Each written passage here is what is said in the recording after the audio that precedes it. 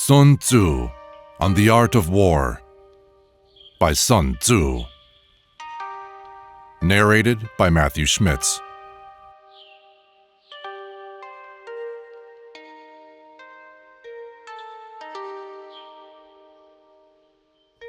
Chapter 1. Laying Plans. Sun Tzu said, "The art of war is of vital importance to the state. It is a matter of life and death, a road either to safety or to ruin. Hence it is a subject of inquiry which can on no account be neglected. The art of war, then, is governed by 5 constant factors to be taken into account in one's deliberations when seeking to determine the conditions obtaining in the field. These are 1. The moral law, 2. Heaven, 3. Earth, 4. The commander, 5. Method and discipline. The moral law causes the people to be in complete accord with their ruler, so that they will follow him regardless of their lives, undismayed by any danger. Heaven signifies night and day, cold and heat, times and seasons. Earth comprises distances, great and small, danger and security, open ground and narrow passes, the chances of life and death. The commander stands for the virtues of wisdom, sincerity, benevolence, courage, and strictness. By method and discipline are to be understood the marshalling of the enemy in its proper subdivisions, the gradations of rank among the officers, the maintenance of roads by which supplies may reach the army, and the control of military expenditure. These 5 heads should be familiar to every general. He who knows them will be victorious. He who knows them not will fail. Therefore, in your deliberations, when seeking to determine the military conditions, let them be made the basis of a comparison in this wise. 1. Which of the 2 sovereigns is imbued with the moral law? 2. Which of the 2 generals has most ability? 3. With whom lie the advantages derived from heaven and earth? 4. On which side is discipline most rigorously enforced? 5. Which army is the stronger? 6. On which side are officers and men more highly trained? 7. In which army is there greater constancy both in reward and punishment? By means of these 7 considerations, I can forecast victory or defeat. The general that hearkens to my counsel and acts upon it will conquer. Let such a one be retained in command. The general that hearkens not to my counsel, nor acts upon it, will suffer defeat. Let such a one be dismissed. While heeding the profit of my counsel, avail yourself also of any helpful circumstances over and beyond the ordinary rules. According as circumstances are favorable, one should modify one's plans. All warfare is based on deception. Hence, when able to attack, we must seem unable. When using our forces, we must seem inactive. When we are near, we must make the enemy believe we are far away. When far away, we must make him believe we are near. Hold out baits to entice the enemy. Feign disorder and crush him. If he is secure at all points, be prepared for him. If he is superior in strength, evade him. If your opponent is of choleric temper, seek to irritate him. Pretend to be weak, that he may grow arrogant. If he is taking his ease, give him no rest. If his forces are united, separate them. Attack him where he is unprepared. Appear where you are not expected. These military devices leading to victory must not be divulged beforehand. Now the general who wins a battle makes many calculations in his temple ere the battle is fought. The general who loses a battle makes but few calculations beforehand. Thus do many calculations lead to victory and few calculations to defeat. How much more no calculation at all? It is by attention to this point that I can foresee who is likely to win or lose. Chapter 2. Waging War.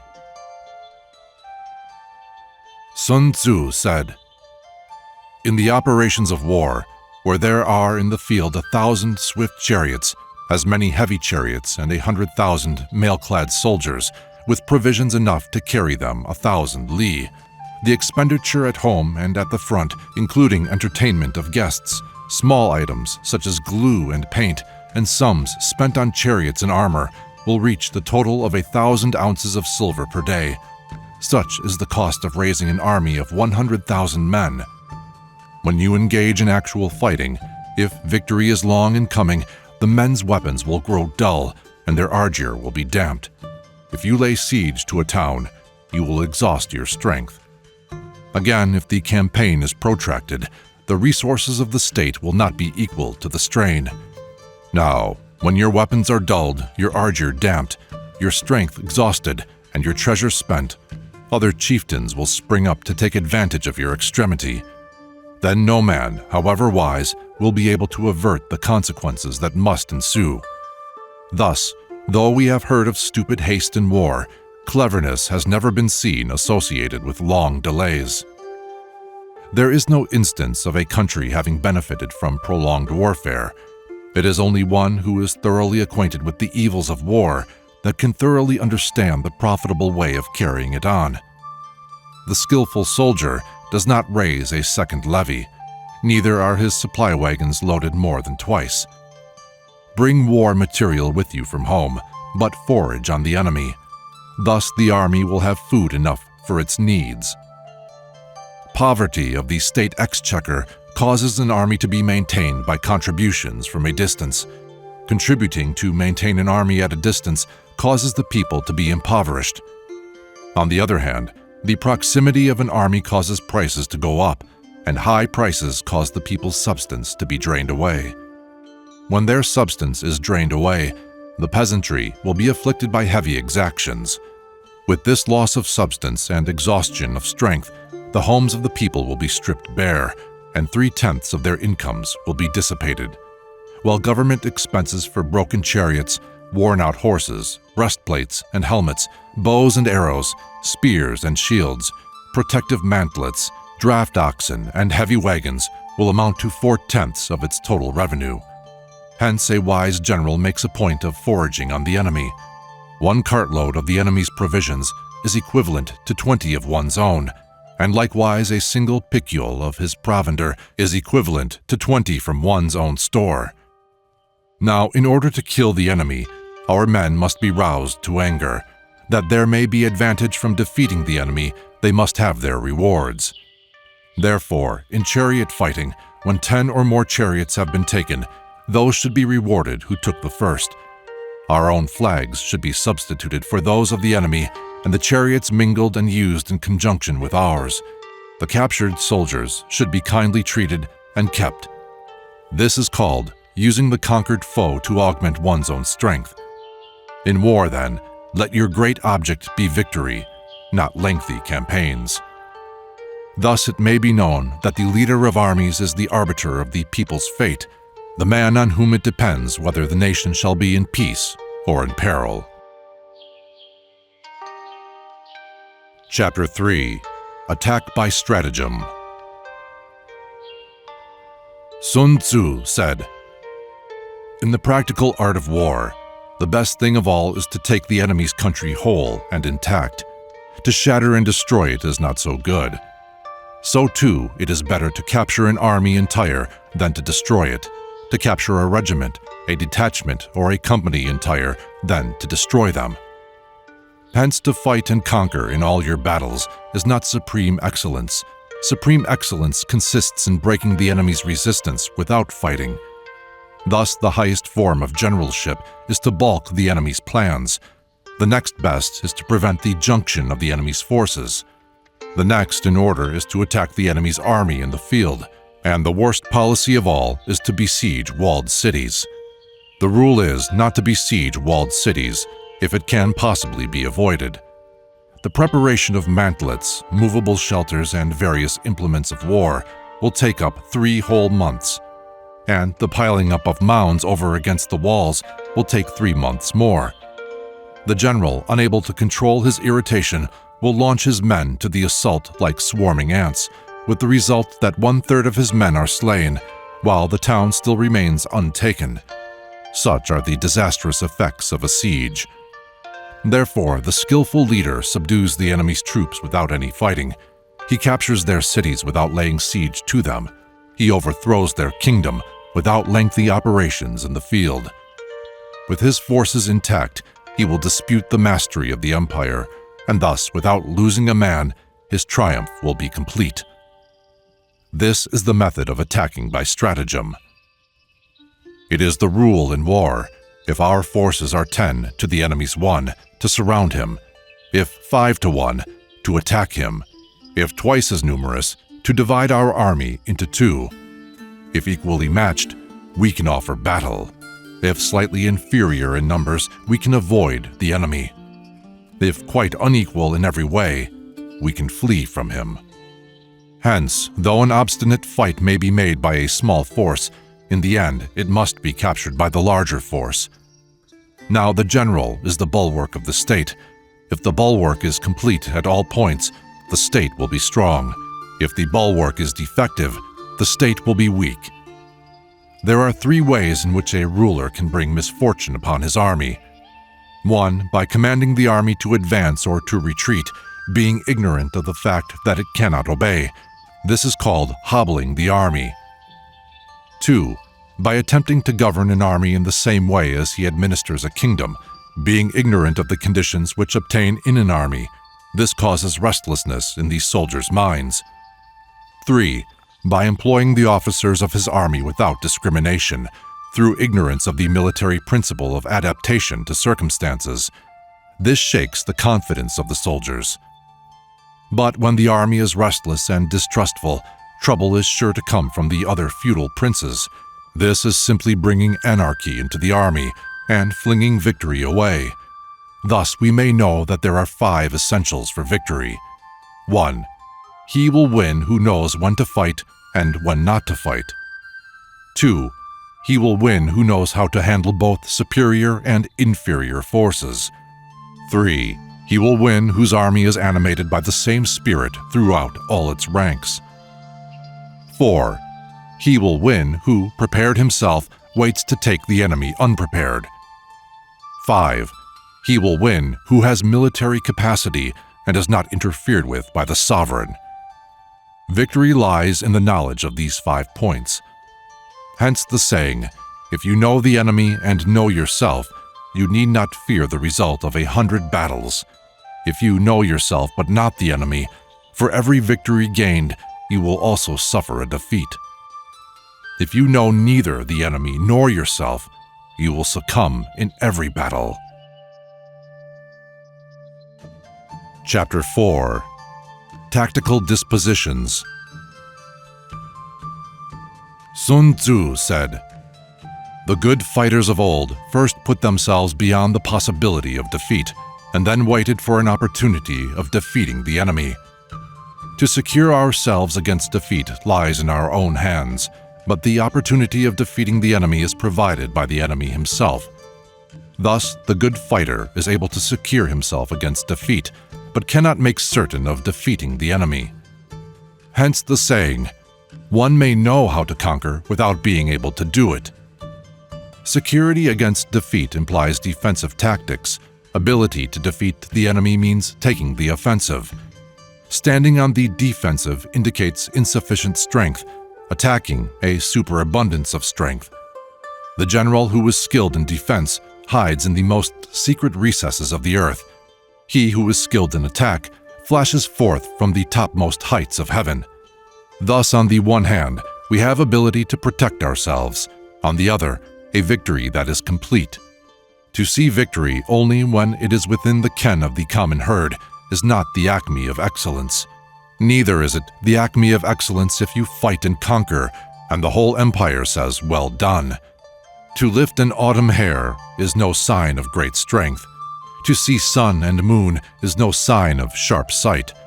To hear the noise of thunder is no sign of a quick ear. What the ancients called a clever fighter is one who not only wins, but excels in winning with ease.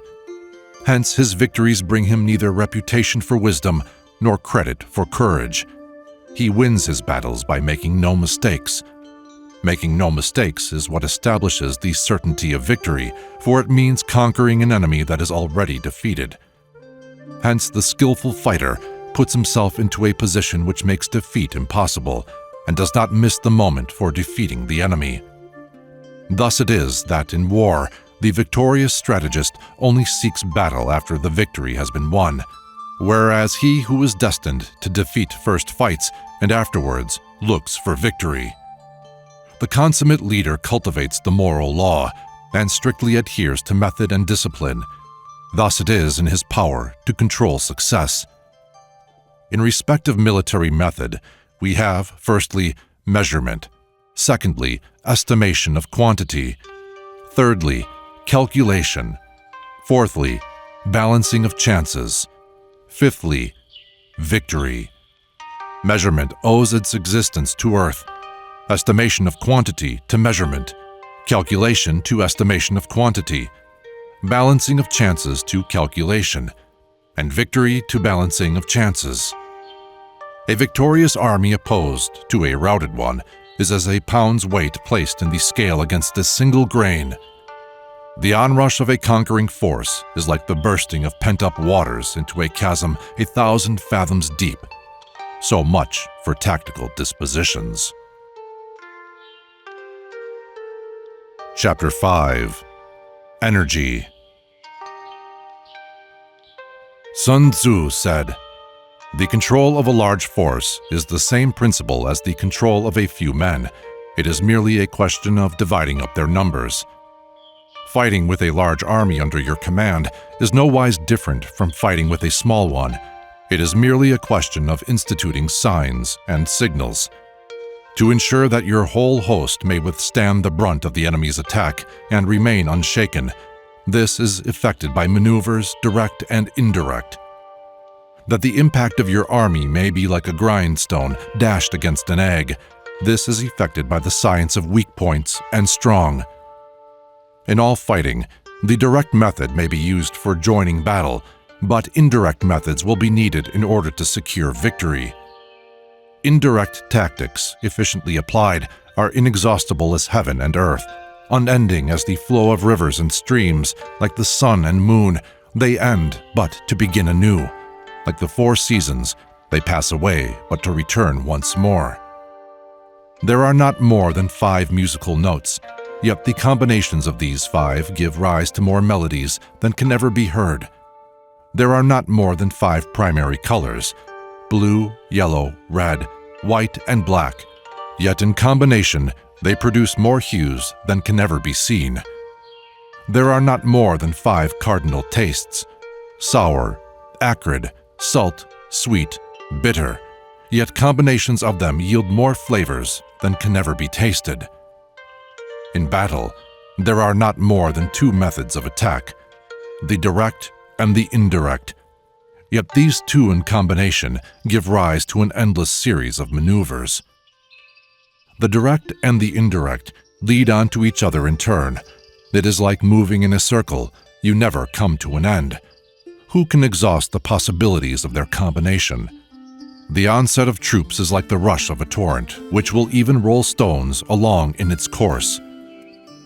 The quality of decision is like the well-timed swoop of a falcon, which enables it to strike and destroy its victim. Therefore, the good fighter will be terrible in his onset and prompt in his decision.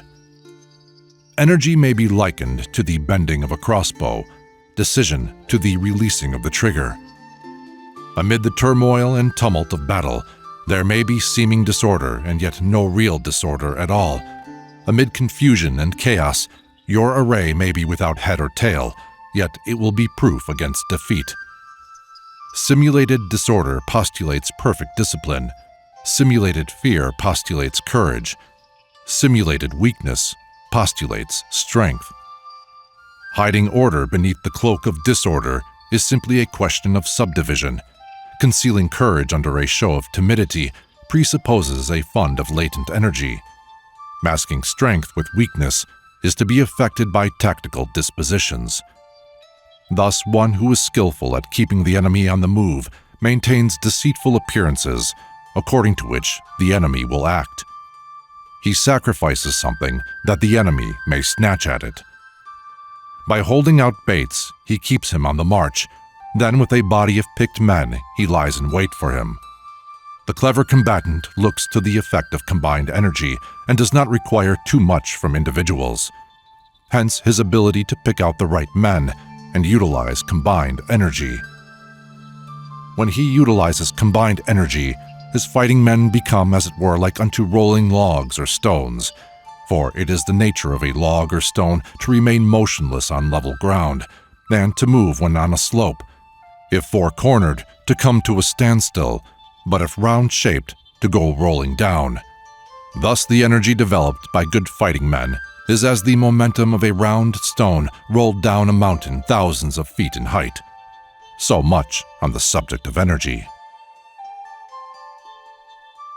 Chapter 6. Weak Points and Strong. Sun Tzu said, "Whoever is first in the field and awaits the coming of the enemy will be fresh for the fight. Whoever is second in the field and has to hasten to battle will arrive exhausted."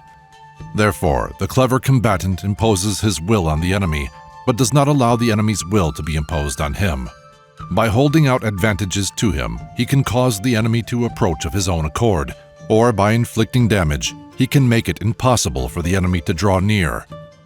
If the enemy is taking his ease, he can harass him.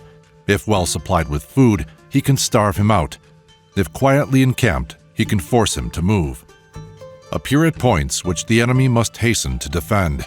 March swiftly to places where you are not expected.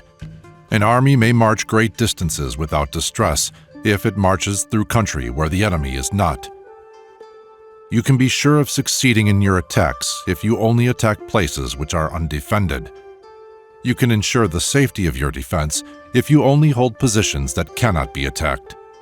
Hence that general is skillful in attack whose opponent does not know what to defend, and he is skillful in defense whose opponent does not know what to attack. O divine art of subtlety and secrecy, through you we learn to be invisible, through you inaudible, and hence we can hold the enemy's fate in our hands. You may advance and be absolutely irresistible if you make for the enemy's weak points. You may retire and be safe from pursuit if your movements are more rapid than those of the enemy.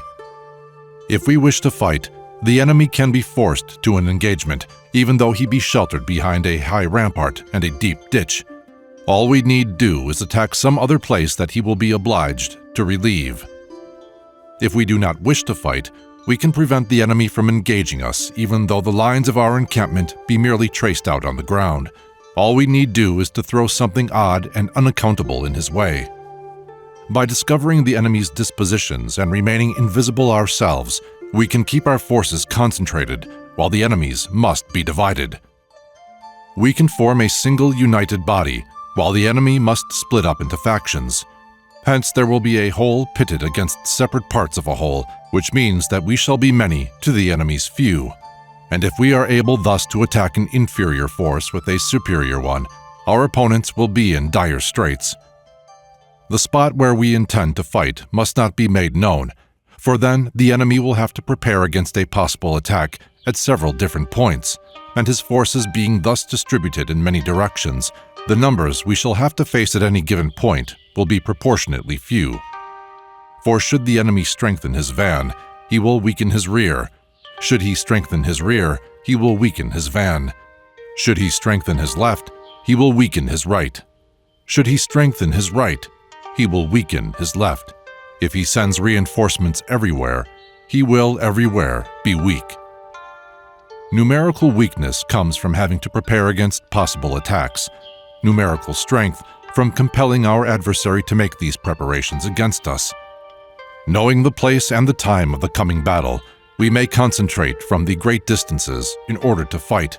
But if neither time nor place be known, then the left wing will be impotent to succor the right equally impotent to succor the left, the van unable to relieve the rear, or the rear to support the van. How much more so if the furthest portions of the army are anything under 100 li apart, and even the nearest are separated by several li. Though according to my estimate, the soldiers of Hua exceed our own in number, that shall advantage them nothing in the matter of victory. I say then that victory can be achieved.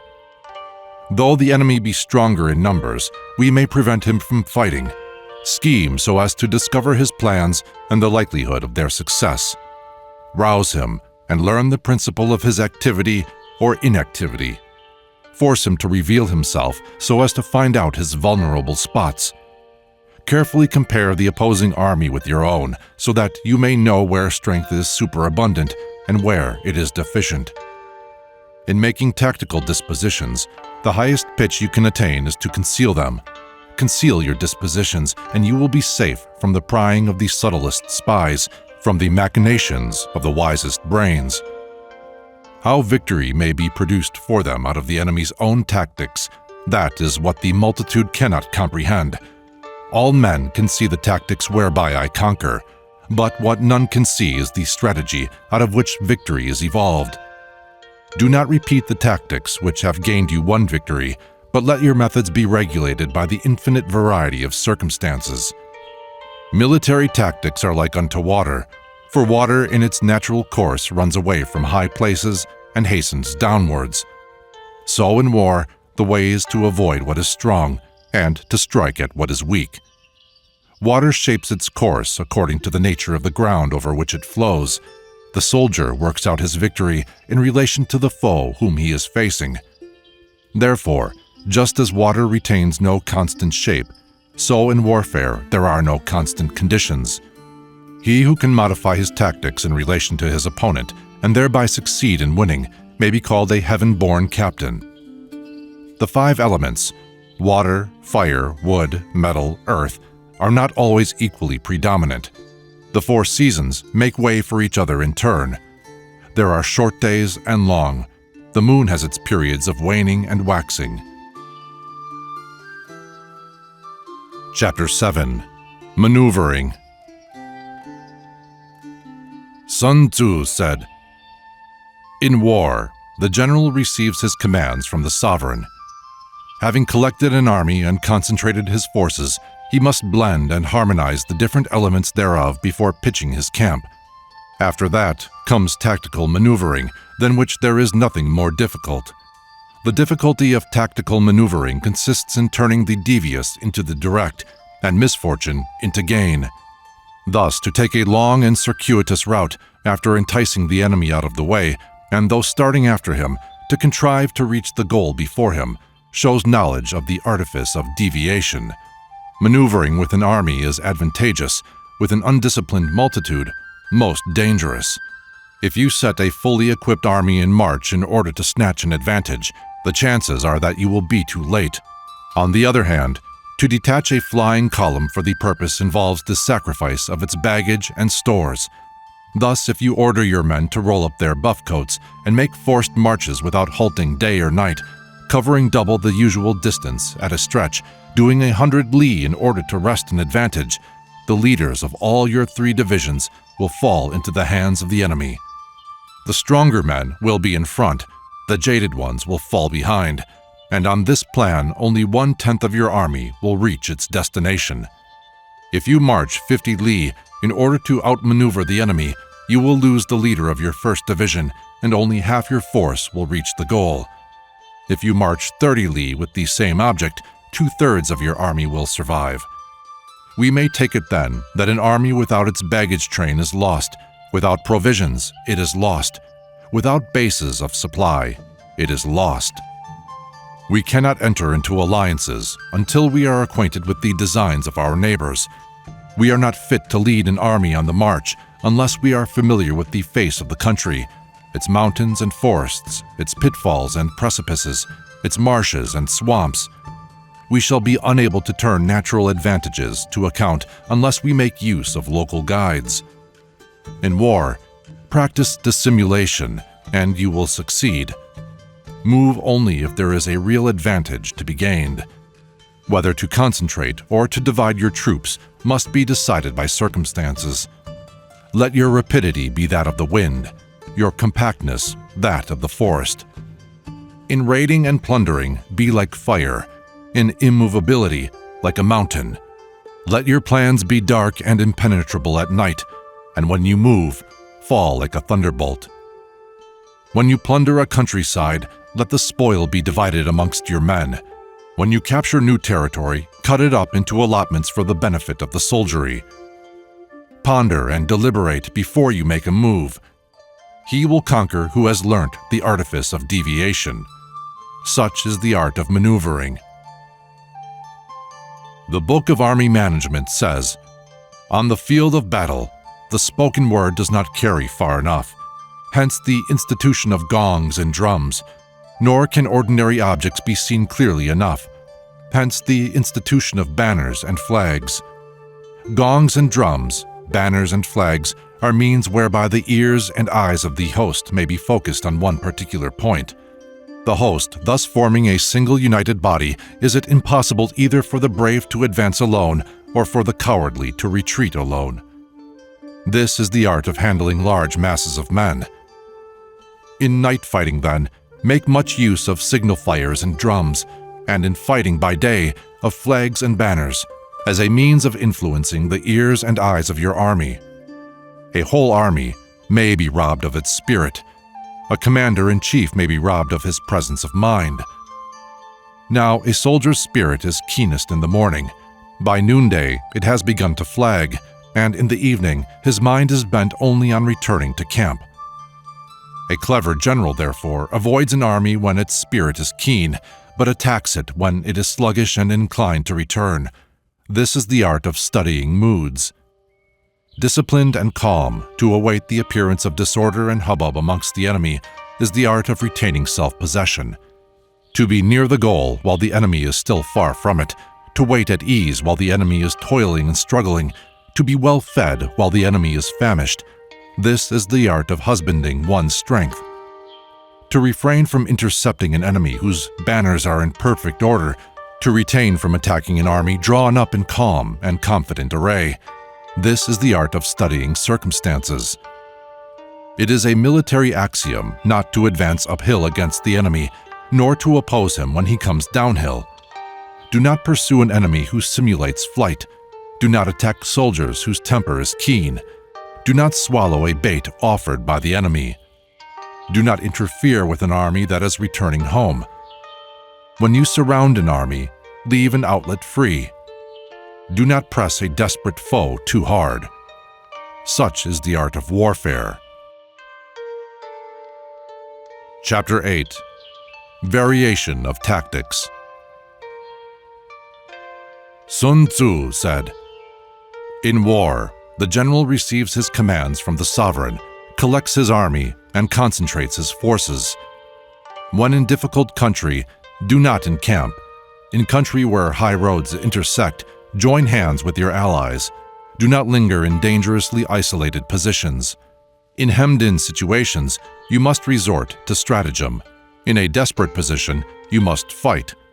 There are roads which must not be followed, armies which must not be attacked, towns which must not be besieged, positions which must not be contested, commands of the sovereign which must not be obeyed." The general who thoroughly understands the advantages that accompany variation of tactics knows how to handle his troops. The general who does not understand these may be well acquainted with the configuration of the country, yet he will not be able to turn his knowledge to practical account.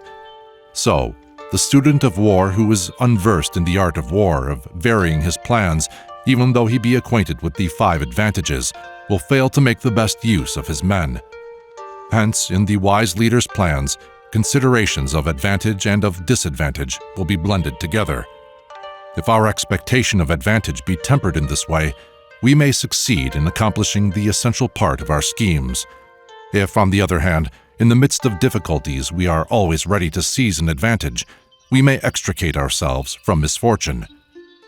Reduce the hostile chiefs by inflicting damage on them, and make trouble for them, and keep them constantly engaged.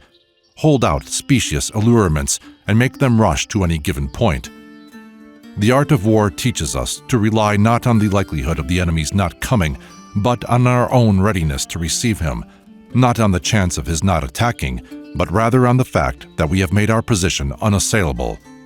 There are 5 dangerous faults which may affect a general. 1. Recklessness, which leads to destruction.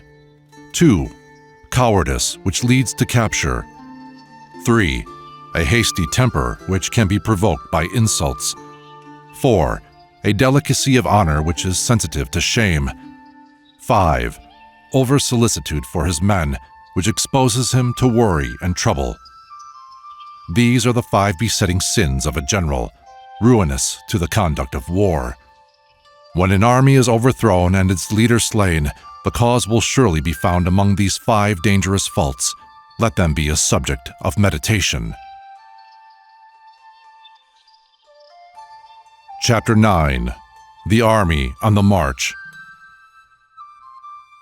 Sun Tzu said, "We come now to the question of encamping the army and observing signs of the enemy. Pass quickly over mountains and keep in the neighborhood of valleys. Camp in high places, facing the sun. Do not climb heights in order to fight. So much for mountain warfare. After crossing a river, you should get far away from it. When an invading force crosses a river in its onward march, do not advance to meet it in midstream. It will be best to let half the army get across and then deliver your attack. If you are anxious to fight, you should not go to meet the invader near a river which he has to cross. Moor your craft higher up than the enemy and facing the sun. Do not move upstream to meet the enemy. So much for river warfare.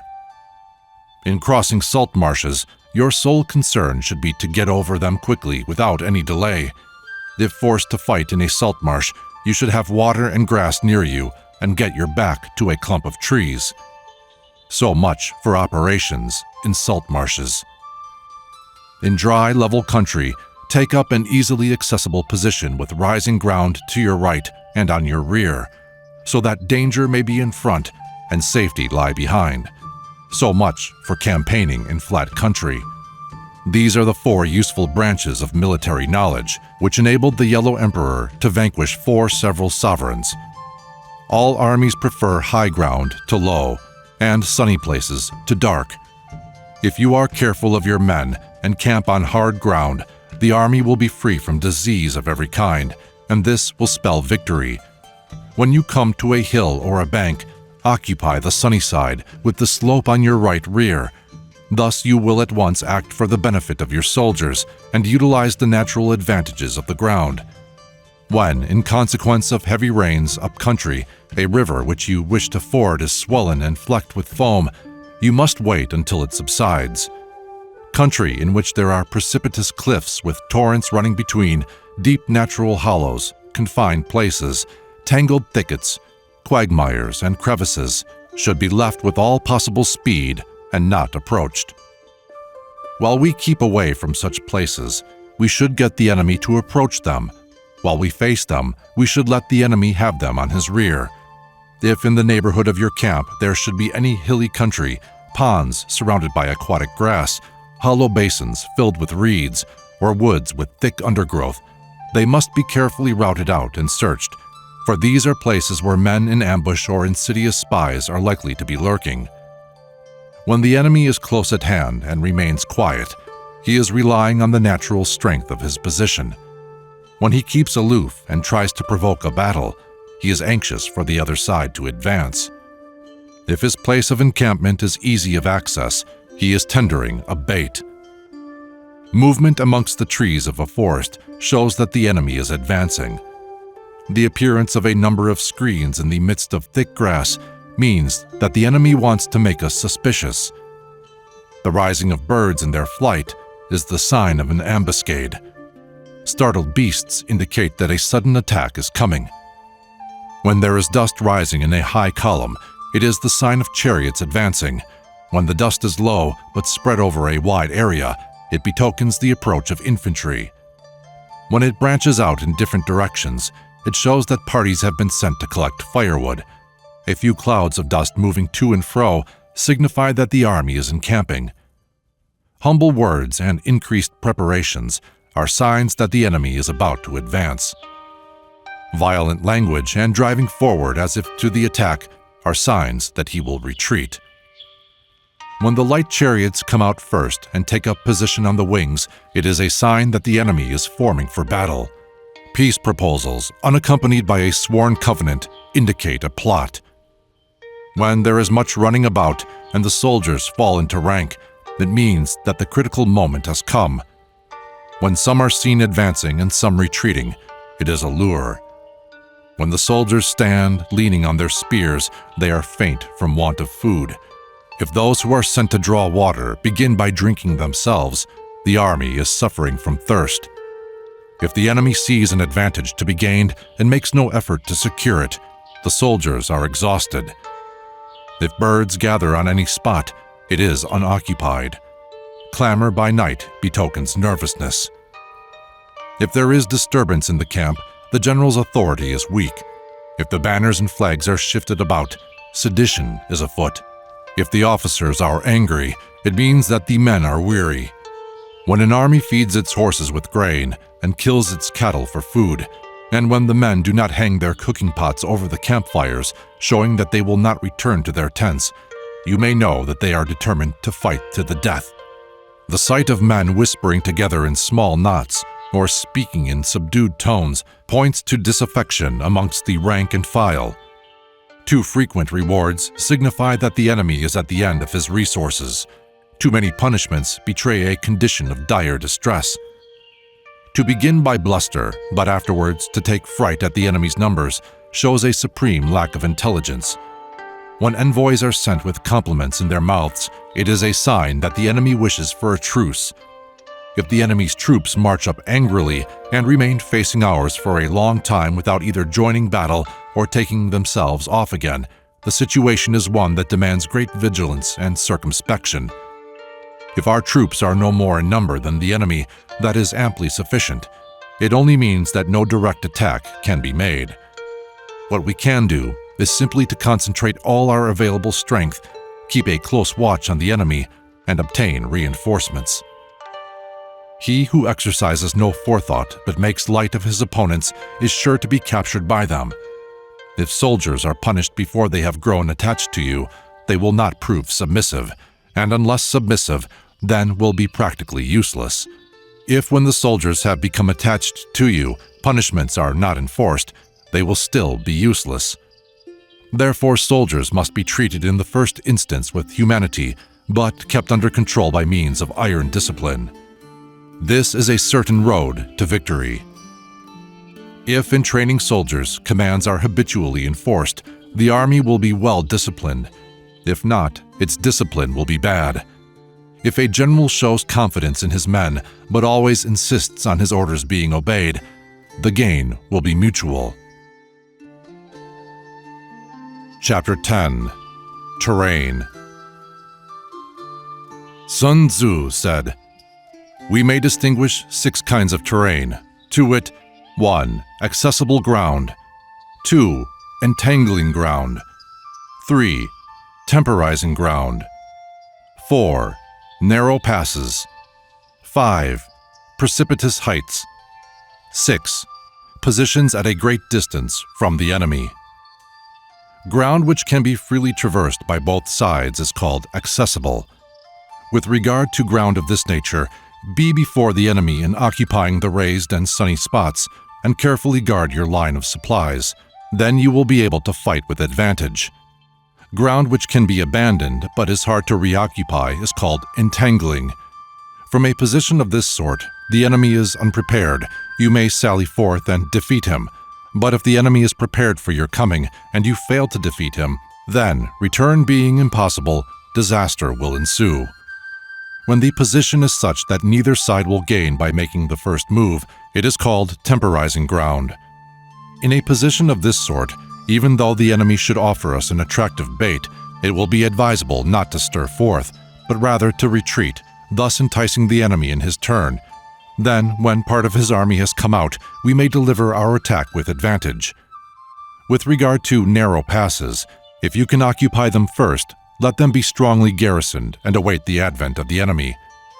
Should the enemy forestall you in occupying a pass, Do not go after him if the pass is fully garrisoned, but only if it is weakly garrisoned. With regard to precipitous heights, if you are beforehand with your adversary, you should occupy the raised and sunny spots, and there wait for him to come up. If the enemy has occupied them before you, do not follow him, but retreat and try to entice him away. If you are situated at a great distance from the enemy and the strength of the two armies is equal, it is not easy to provoke a battle, and fighting will be to your advantage. These 6 are the principles connected with earth.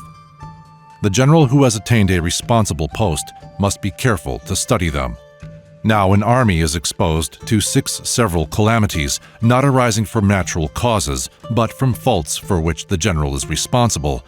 These are 1. Flight, 2. Insubordination, 3. Collapse, 4. Ruin, 5. Disorganization, 6. Rout. Other conditions being equal, if one force is hurled against another 10 times its size, the result will be the flight of the former. When the common soldiers are too strong and their officers too weak, the result is insubordination. When the officers are too strong and the common soldiers too weak, the result is collapse.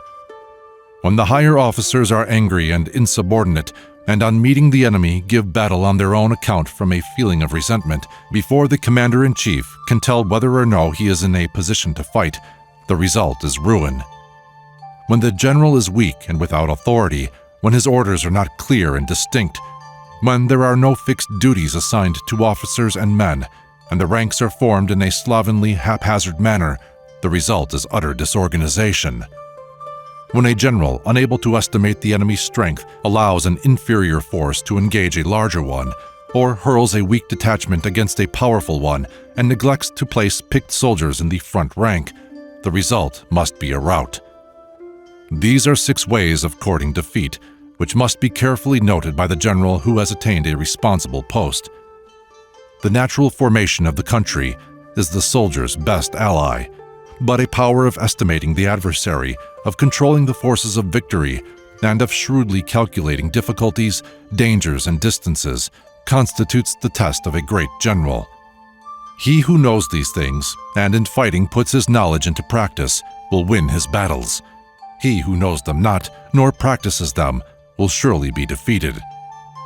If fighting is sure to result in victory, then you must fight, even though the ruler forbid it. If fighting will not result in victory, then you must not fight, even at the ruler's bidding. The general who advances without coveting fame and retreats without fearing disgrace, whose only thought is to protect his country and do good service for his sovereign, is the jewel of the kingdom. Regard your soldiers as your children, and they will follow you into the deepest valleys. Look on them as your own beloved sons, and they will stand by you, even unto death. If, however, you are indulgent, but unable to make your authority felt, kind-hearted, but unable to enforce your commands, and incapable, moreover, of quelling disorder, then your soldiers must be likened to spoiled children. They are useless for any practical purpose. If we know that our own men are in a condition to attack, but are unaware that the enemy is not open to attack, we have gone only halfway towards victory. If we know that the enemy is open to attack, but are unaware that our own men are not in a condition to attack, we have gone only halfway towards victory. If we know that the enemy is open to attack, and also know that our men are in a condition to attack, but are unaware that the nature of the ground makes fighting impracticable, we have still gone only halfway towards victory. Hence the experienced soldier, once in motion, is never bewildered. Once he has broken camp, he is never at a loss. Hence the saying, if you know the enemy and know yourself, your victory will not stand in doubt. If you know heaven and know earth, you may make your victory complete. Chapter 11. The 9 Situations. Sun Tzu said, "The art of war recognizes 9 varieties of ground. 1. Dispersive ground. 2. Facile ground. 3. Contentious ground. 4. Open ground. 5. Ground of intersecting highways. 6. serious ground. 7. Difficult ground. 8. Hemmed-in ground. 9. Desperate ground. When a chieftain is fighting in his own territory, it is dispersive ground. When he has penetrated into hostile territory, but to no great distance, it is facile ground. Ground, the possession of which imports great advantage to either side, is contentious ground. Ground on which each side has liberty of movement is open ground. Ground which forms the key to 3 contiguous states, so that he who occupies it first has most of the empire at his command, is ground of intersecting highways. When an army has penetrated into the heart of a hostile country, leaving a number of fortified cities in its rear, it is serious ground. Mountain forests, rugged steeps, marshes and fens, all country that is hard to traverse, this is difficult ground. Ground which is reached through narrow gorges, and from which we can only retire by tortuous paths, so that a small number of the enemy would suffice to crush a large body of our men. This is hemmed-in ground. Ground on which we can only be saved from destruction by fighting without delay is desperate ground. On dispersive ground, therefore, fight not. On facile ground, halt not. On contentious ground, attack not. On open ground, do not try to block the enemy's way. On ground of intersecting highways, join hands with your allies. On serious ground, gather in plunder. In difficult ground, keep steadily on the march. On hemmed-in ground, resort to stratagem. On desperate ground, fight. Those who were called skillful leaders of old knew how to drive a wedge between the enemy's front and rear, to prevent cooperation between his large and small divisions, to hinder the good troops from rescuing the bad, the officers from rallying their men. When the enemy's men were scattered, they prevented them from concentrating. Even when their forces were united, they managed to keep them in disorder. When it was to their advantage, they made a forward move. When otherwise, they stopped still. If asked how to cope with a great host of the enemy in orderly array and on the point of marching to the attack, I should say, begin by seizing something which your opponent holds dear, then he will be amenable to your will. Rapidity is the essence of war. Take advantage of the enemy's unreadiness, make your way by unexpected routes, and attack unguarded spots. The following are the principles to be observed by an invading force. The further you penetrate into a country, the greater will be the solidarity of your troops, and thus the defenders will not prevail against you. Make forays into fertile country in order to supply your army with food. Carefully study the well-being of your men, and do not overtax them. Concentrate your energy and hoard your strength. Keep your army continually on the move, and devise unfathomable plans. Throw your soldiers into positions whence there is no escape, and they will prefer death to flight. If they will face death, there is nothing they may not achieve.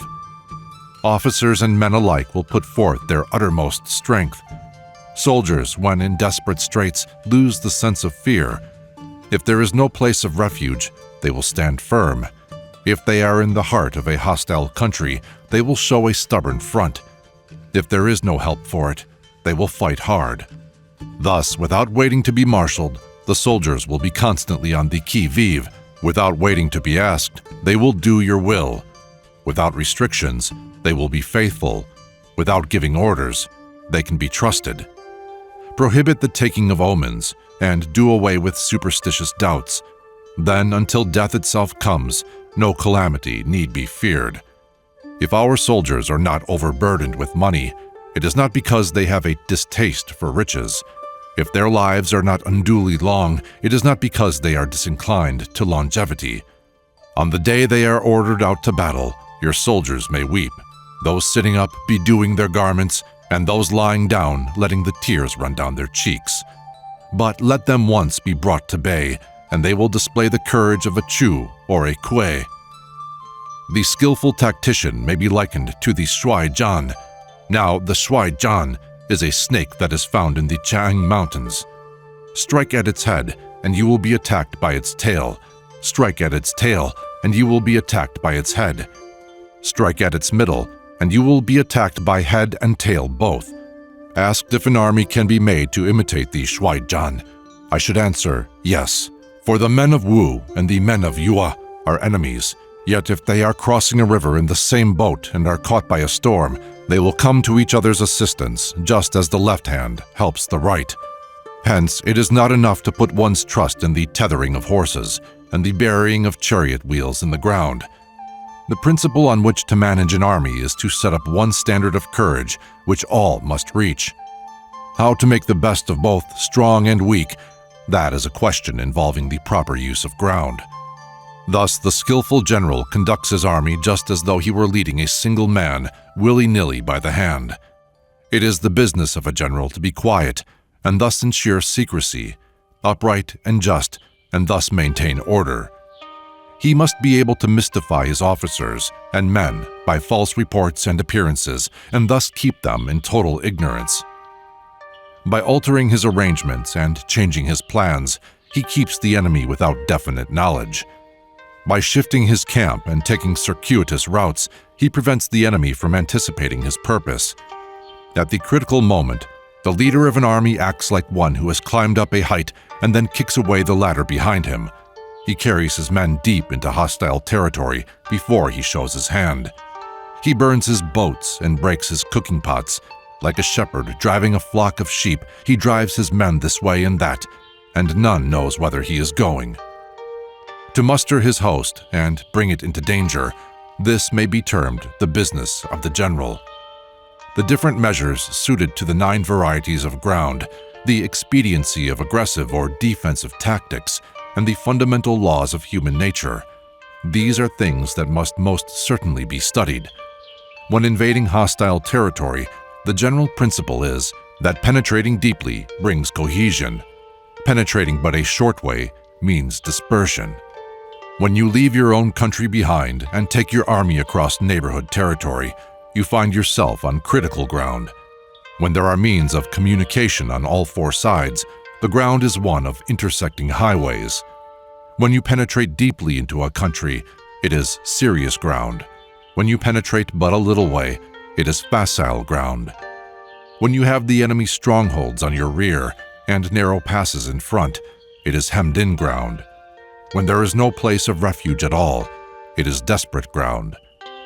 Therefore, on dispersive ground, I would inspire my men with unity of purpose. On facile ground, I would see that there is close connection between all parts of my army. On contentious ground, I would hurry up my rear. On open ground, I would keep a vigilant eye on my defenses. On ground of intersecting highways, I would consolidate my alliances. On serious ground, I would try to ensure a continuous stream of supplies.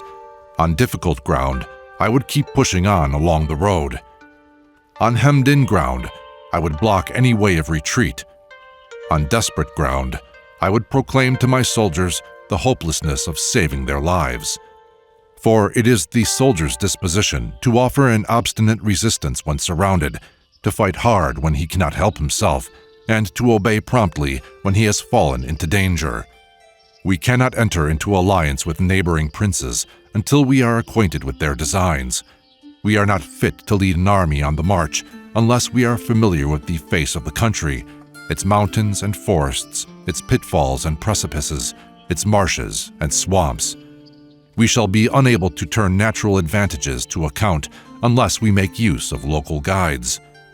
To be ignorant of any one of the following 4 or 5 principles does not befit a warlike prince. When a warlike prince attacks a powerful state, his generalship shows itself in preventing the concentration of the enemy's forces. He overawes his opponents, and their allies are prevented from joining against him. Hence, he does not strive to ally himself with all and sundry, nor does he foster the power of other states. He carries out his own secret designs, keeping his antagonists in awe. Thus, he is able to capture their cities and overthrow their kingdoms. Bestow rewards without regard to rule. Issue orders without regard to previous arrangements, and you will be able to handle a whole army as though you had to do with but a single man. Confront your soldiers with the deed itself, Never let them know your design. When the outlook is bright, bring it before their eyes, but tell them nothing when the situation is gloomy. Place your army in deadly peril, and it will survive. Plunge it into desperate straits, and it will come off in safety. For it is precisely when a force has fallen into harm's way that is capable of striking a blow for victory. Success in warfare is gained by carefully accommodating ourselves to the enemy's purpose. By persistently hanging on the enemy's flank, we shall succeed in the long run in killing the commander-in-chief. This is called ability to accomplish a thing by sheer cunning. On the day that you take up your command, block the frontier passes, destroy the official tallies, and stop the passage of all emissaries. Be stern in the council chamber so that you may control the situation. If the enemy leaves a door open, you must rush in. Forestall your opponent by seizing what he holds dear and subtly contrive to time his arrival on the ground. Walk in the path defined by rule and accommodate yourself to the enemy until you can fight a decisive battle. At first, then, exhibit the coyness of a maiden until the enemy gives you an opening. Afterwards, emulate the rapidity of a running hare, and it will be too late for the enemy to oppose you. Chapter 12. The Attack by Fire. Sun Tzu said, "There are 5 ways of attacking with fire. The first is to burn soldiers in their camp. The second is to burn stores. The third is to burn baggage trains. The fourth is to burn arsenals and magazines. The fifth is to hurl dropping fire amongst the enemy." In order to carry out an attack, we must have means available. The material for raising fire should always be kept in readiness. There is a proper season for making attacks with fire, and special days for starting a conflagration. The proper season is when the weather is very dry. The special days are those when the moon is in the constellations of deceive, the wall, the wing, or the crossbar, for these 4 are all days of rising wind. In attacking with fire, one should be prepared to meet 5 possible developments. 1. When fire breaks out inside the enemy's camp, respond at once with an attack from without. 2. If there is an outbreak of fire, but the enemy's soldiers remain quiet, bide your time and do not attack. 3. When the force of the flames has reached its height, follow it up with an attack if that is practicable. If not, stay where you are. 4. If it is possible to make an assault with fire from without, do not wait for it to break out within, but deliver your attack at a favorable moment. 5. When you start a fire, be to windward of it. Do not attack from the leeward. A wind that rises in the daytime lasts long, but a night breeze soon falls. In every army, the 5 developments connected with fire must be known, the movements of the stars calculated, and a watch kept for the proper days. Hence, those who use fire as an aid to the attack show intelligence. Those who use water as an aid to the attack gain an accession of strength. By means of water, an enemy may be intercepted, but not robbed of all his belongings. Unhappy is the fate of one who tries to win his battles and succeed in his attacks without cultivating the spirit of enterprise, for the result is waste of time and general stagnation. Hence the saying, "The enlightened ruler lays his plans well ahead, the good general cultivates his resources." Move not unless you see an advantage. Use not your troops unless there is something to be gained. Fight not unless the position is critical. No ruler should put troops into the field merely to gratify his own spleen. No general should fight a battle simply out of pique. If it is to your advantage, make a forward move. If not, stay where you are. Anger may, in time, change to gladness. Vexation may be succeeded by content. But a kingdom that has once been destroyed can never come again into being, nor can the dead ever be brought back to life. Hence the enlightened ruler is heedful, and the good general full of caution. This is the way to keep a country at peace and an army intact. Chapter 13. The Use of Spies. Sun Tzu said, "Raising a host of 100,000 men and marching them great distances entails heavy loss on the people and a drain on the resources of the state. The daily expenditure will amount to 1,000 ounces of silver. There will always be commotion at home and abroad, and men will drop down exhausted on the highways. As many as 700,000 families will be impeded in their labor. Hostile armies may face each other for years, striving for the victory which is decided in a single day. This being so, to remain in ignorance of the enemy's condition simply because one grudges the outlay of 100 ounces of silver in honors and emoluments is the height of inhumanity. One who acts thus is no leader of men, no present help to his sovereign, no master of victory. Thus, what enables the wise sovereign and the good general to strike and conquer and achieve things beyond the reach of ordinary men is foreknowledge. Now, this foreknowledge cannot be elicited from spirits. It cannot be obtained inductively from experience, nor by any deductive calculation. Knowledge of the enemy's dispositions can only be obtained from other men. Hence the use of spies, of whom there are 5 classes. 1. Local spies. 2. Inward spies. 3. Converted spies. 4. Doomed spies. 5. Surviving spies. When these 5 kinds of spy are all at work, none can discover the secret system. This is called divine manipulation of the threads. It is the sovereign's most precious faculty. Having local spies means employing the services of the inhabitants of a district. Having inward spies, making use of officials of the enemy. Having converted spies, getting hold of the enemy's spies and using them for our own purposes. Having doomed spies, doing certain things openly for purposes of deception and allowing our own spies to know of them and report them to the enemy. Surviving spies, finally, are those who bring back news from the enemy's camp. Hence it is that none in the whole army are more intimate relations to be maintained than with spies. None should be more liberally rewarded. In no other business should greater secrecy be preserved. Spies cannot be usefully employed without a certain intuitive sagacity. They cannot be properly managed without benevolence and straightforwardness. Without subtle ingenuity of mind, one cannot make certain of the truth of their reports. Be subtle, and use your spies for every kind of business.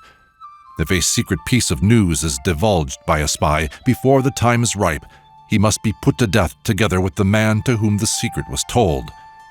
Whether the object be to crush an army, to storm a city, or to assassinate an individual, it is always necessary to begin by finding out the names of the attendants, the aides-de-camp, the doorkeepers, and sentries of the general in command.